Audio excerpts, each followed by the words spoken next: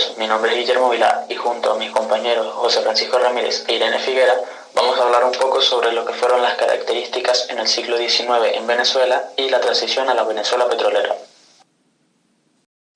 Empezaré por destacar las características del siglo XIX a partir de 1830. En lo económico, hubo una gran recesión económica a causa de la Guerra de Independencia. El país tenía una gran deuda externa e interna. La producción campesina local permitía garantizar el sustento del pueblo. El dominio de la economía nacional estaba bajo el control de los grandes latifundios controlados por terratenientes y por la presencia de banqueros, usureros, prestamistas, que azotaban a los comerciantes, propietarios de tierras, artesanos y ciudadanos con la ejecución de los préstamos.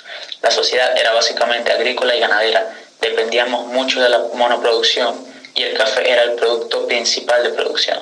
Tenían una fuerte dependencia al mercado externo.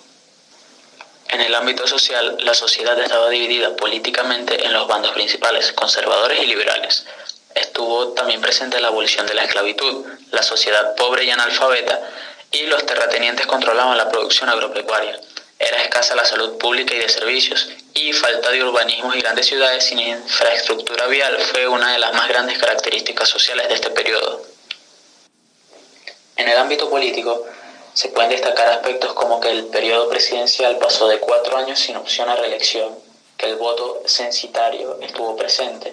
Estuvo también presente la división del poder político en ejecutivo, legislativo y judicial. El panorama estaba enmarcado dentro de los perfiles oligárquicos y se veía mucho el caudillismo, que es la llegada de los líderes dotados con un fuerte carisma por medio de los mecanismos poco regulares. Todos estos aspectos sufrieron variaciones después de la Guerra Federal, entre 1858 y 1863.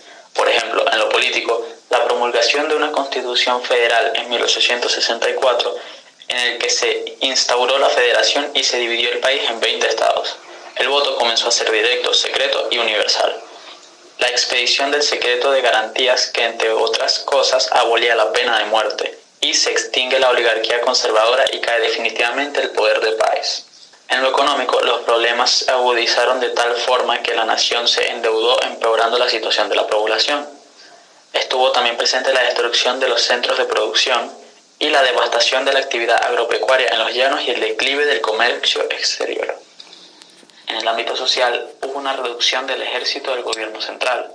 Aproximadamente fallecieron unas 200.000 personas. Se establece en el país la igualdad social, ya que finalmente se dejan de lado todos los títulos de nobleza existentes desde la época de la colonia.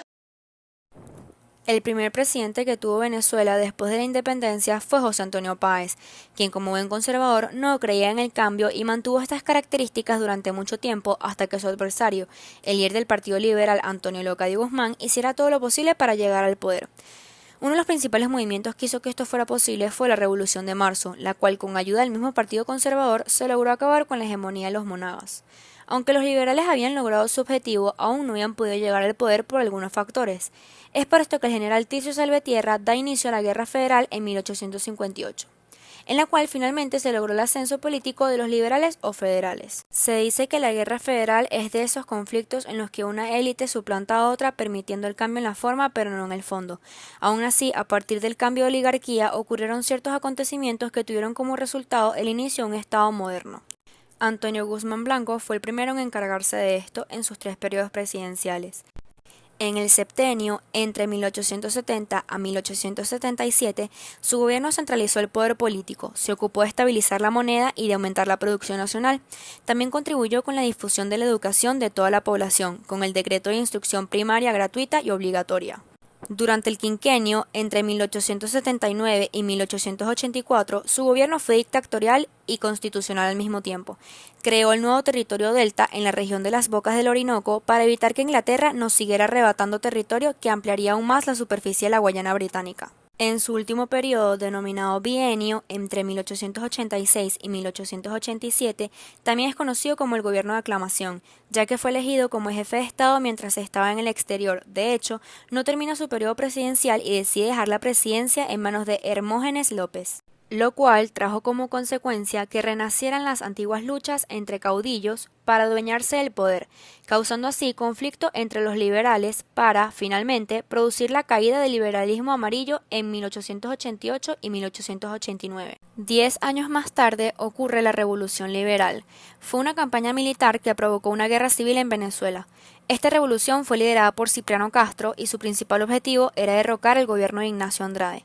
Finalmente, ese mismo año llega al poder a la fuerza y se convierte presidente en el periodo de 1899 a 1908. Su gobierno fue nacionalista, personalista y autoritario. Se encargó de reformar la Constitución para poder ser reelecto.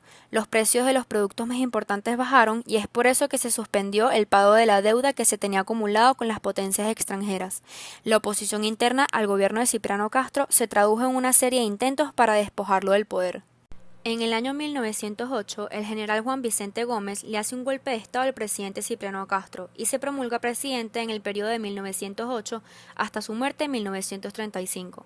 Fue un gobierno de dictadura absoluta. Se encargó de reformar varias veces la Constitución para alargar el periodo presidencial y permitir la reelección. El petróleo empezó a surgir como energía vital para el desarrollo, y a partir de 1920 el incremento de la producción petrolera y los crecientes ingresos que proporcionaban al gobierno produjo la dislocación de la economía tradicional.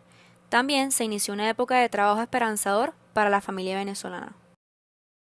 Transición de la Venezuela agraria a la Venezuela petrolera en el siglo XX. La economía entre los siglos XVI y principios del XX se basó netamente en el desarrollo de la agricultura y la ganadería. Pero, a finales del siglo XIX, la Compañía Petrolera del Táchira inició un proceso de extracción, refinación y venta del crudo.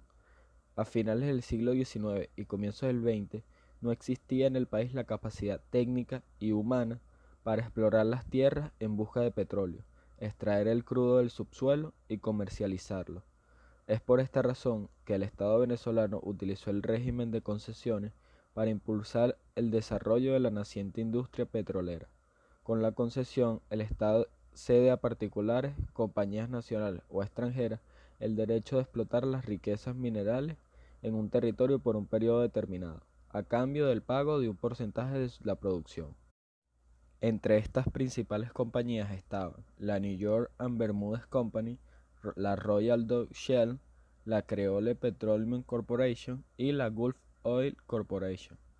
El Código de Minas fue establecido en 1904 por Cipriano Castro y fue un instrumento legal que estableció las condiciones nuevas para la actividad de compañías extranjeras en la explotación de los minerales.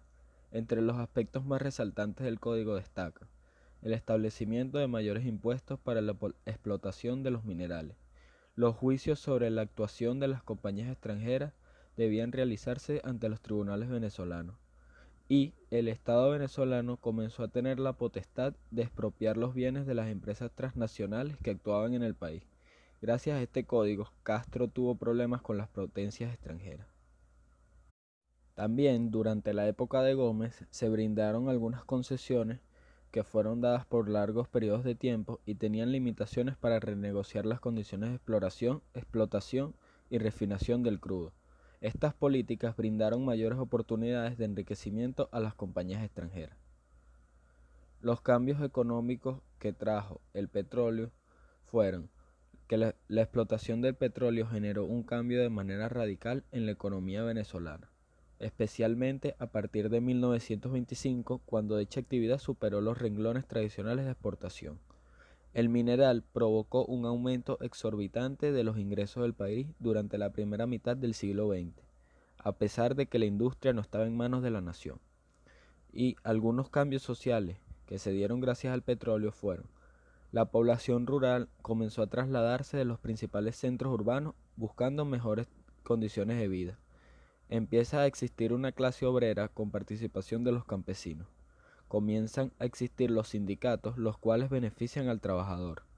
La población venezolana creció gracias a las mejores condiciones de vida derivadas de la bonanza petrolera.